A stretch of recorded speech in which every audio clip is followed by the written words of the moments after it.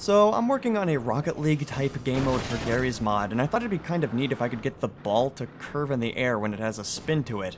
I mean, you see this in real life. Sometimes someone would score a goal while behind the goal itself. Without the Magnus effect, this wouldn't be possible. Very generally speaking, the Magnus effect is a force generated on a spinning ball or cylinder that has air moving over it. I want to simulate that very effect in-game because, well, I mean, it's what should be expected. Okay, right off the bat, I want to say that I'm not trying to make a perfect simulation of the Magnus effect. I just want a practical implementation of the effect for my game. If you wanted to see calculus and physics proofs, I'm afraid I don't have any. Okay? Okay. Anyways, so there's clearly two inputs that we need to simulate this effect. Spin and drag. And if we're going to be talking about spinning balls, we're going to have to delve into angular velocity. In Garry's Mod, angular velocity is obtained through the entity's physics object using the method getAngleVelocity. The weird thing is this method doesn't return an angle object, instead it returns a vector. The other thing is that this vector seems to be a little bit inconsistent. It took me a while to realize that the vector was relative to the angles of the object itself, so you have to rotate this vector using the entity's angles to get the proper vector. This new vector is aligned to the axis of the entity's rotation.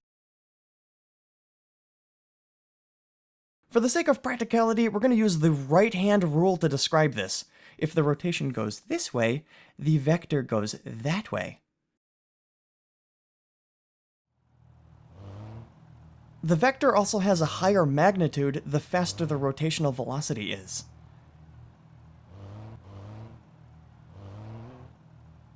Okay, so now we have to take into consideration drag.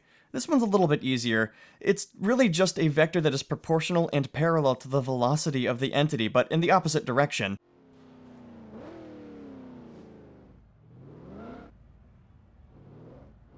There's really not much else to say about this.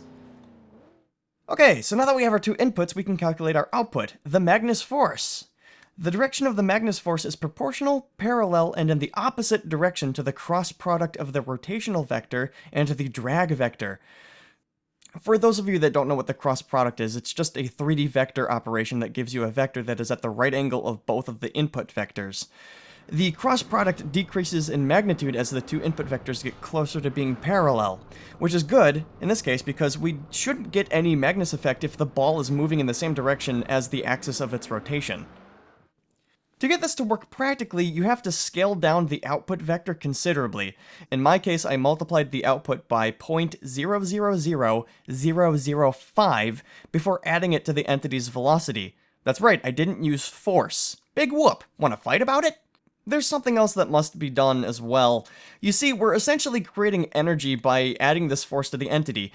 Generally speaking, this is usually a bad thing for physics simulations, so to keep this from causing problems, we have to reduce the entity's rotation as the Magnus effect is applied. In my case, I added to the entity's angular velocity using the product of the opposite of the entity's spin, that is local spin, times the length of the Magnus force vector. This also has to be scaled down, so I multiplied that product by 0.00000000175. So we run this through the entity's physics update hook, and there we go.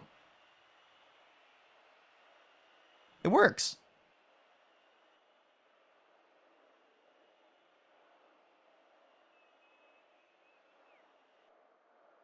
This is without the effect.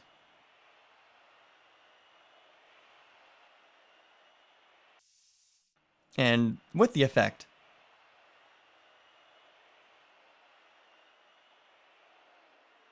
Without the effect.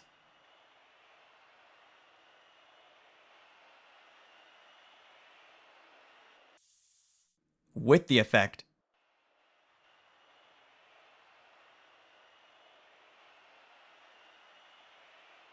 Just keep in mind that pausing the game in single player doesn't stop this from running. Oops. So you might be wondering if it even makes sense to add this to the game. Like, aside from the possibility of awesome trick shots, does it actually improve the game at all? Well, yes, actually. It was a common issue that the ball would get shot above the goal when it was kicked too close to it, but the Magnus effect seems to help with this. Since the ball tends to roll towards where it's going when it's on the ground, this generates a downward Magnus force, meaning it's going to fall towards the ground faster. This is great for when you want control of the ball as you're going towards the goal that you want to score on.